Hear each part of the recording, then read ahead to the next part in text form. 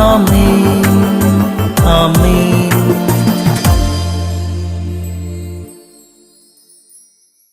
യേശുവിന്റെ ഏറ്റവും പ്രിയപ്പെട്ട കുഞ്ഞെ, ഫിലമോന്റെ ലേഖനം 1:22. നിന്റെ പ്രാർത്ഥന മുഖാന്തരം എന്നെ ദൈവം നിന്റെ അടുക്കൽ എത്തിക്കുമെന്ന് എനിക്ക് നല്ല പ്രത്യാശയുണ്ട്. നിന്റെ പ്രാർത്ഥന മുഖാന്തരം എന്നെ, ഇപ്പോൾ അകന്നിരിക്കുന്ന എന്നെ. ഫിലമോന്റെ ലേഖനത്തിൽ സന്ദർഭം ഇച്ചിരി വ്യത്യസ്തമാണെങ്കിലും ഈ ലേഖനത്തിലൂടെ കർത്താവ് ഒരു വാക്ക്, ഒരു ഉറപ്പ് നിനക്ക് നൽകുന്നുണ്ട്. നിന്റെ പ്രാർത്ഥന മുഖാന്തരം, നിന്റെ കണ്ണുനീര് മുഖാന്തരം, നിന്റെ മനസ്സിന്റെ നിരന്തരമായ എരിച്ചിൽ മുഖാന്തരം ദൂരെ നിൽക്കുന്ന ചില വ്യക്തികളെ, അകന്നു നിൽക്കുന്ന ചില വ്യക്തികളെ, ഒരിക്കലും നിന്നോട് ബന്ധം പുലർത്താൻ ഇടയില്ലാത്ത ചില ശത്രുക്കളെ കാറ്റിന്റെ ചിറകളിൽ എടുത്ത് നിന്റെ അടുക്കിലേക്ക് എത്തിക്കാൻ കഴിവുള്ള ഒരു ദൈവം ജീവിച്ചിരിപ്പുണ്ട്. പ്രിയപ്പെട്ട സഹോദര, ഏറ്റവും അധ്വാനവും വേർപ്പുമുള്ള ജോലി പ്രാർത്ഥനയാണ്.